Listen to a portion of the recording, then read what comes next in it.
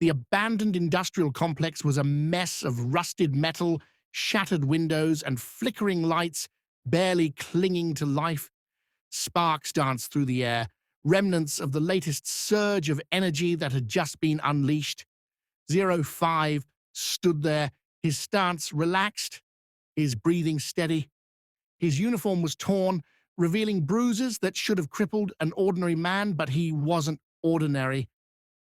He was a super soldier, enhanced, disciplined, and resistant to nearly everything. Even now, as his older brother, the Hornet, delivered yet another devastating energy blast, Zero 05 didn't waver. The Hornet was breathing heavily, his yellow and black combat suit dimming as he burned through his reserves. His hands crackled with raw energy, wild and unstable, reflecting the anger surging through his veins.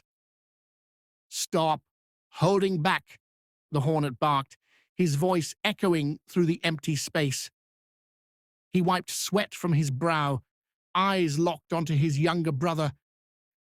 Zero 05's lips parted slightly, but he didn't say a word. He simply stood there, taking the punishment. It had been this way from the start. The Hornet had raged against him, throwing everything he had: lightning bolts, concussive blasts, waves of burning plasma, but nothing seemed to work.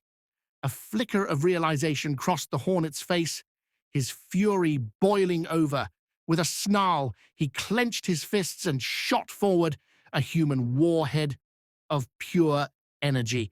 His strike landed squarely against Zero 05's jaw, and the impact rang through the room, then another and another, a relentless barrage. Yet, despite the force behind them, Zero 05 barely moved. Then, silence.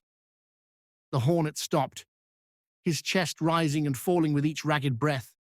His hands trembled, the glow around them flickering weakly. "Why," he panted, his voice raw, "why aren't you fighting back?"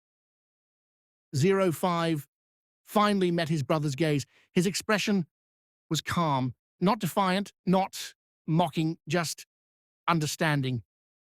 "I told you," he said quietly, "I can't take it." The Hornet clenched his teeth, his fists shaking. "You let me do this to you?" His voice cracked as frustration spilled over. "What the hell is wrong with you, huh? Do you think you're invincible? Do you think I'm weak?" Zero 05 didn't answer right away. Instead, he looked down at his own hands, hands that had barely moved in defense. He flexed his fingers, and a faint ripple of electricity coursed over his knuckles, weak compared to the storm his brother could unleash.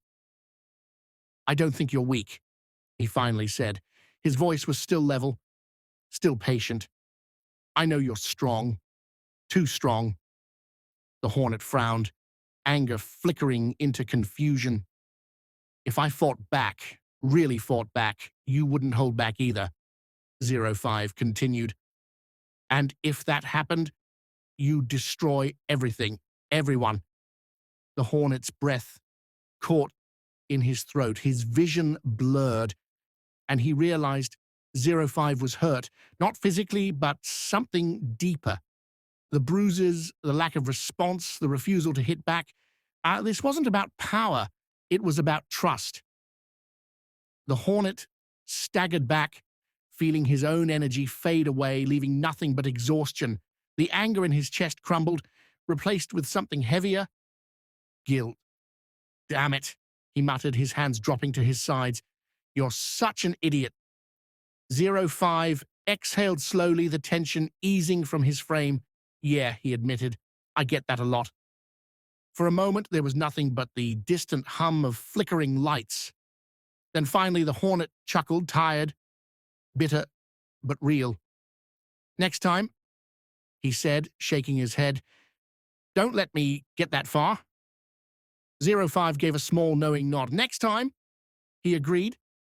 And in that ruined factory, surrounded by shattered steel and scorched concrete, two brothers stood, not as enemies, not as rivals, but as something unspoken, something unbreakable.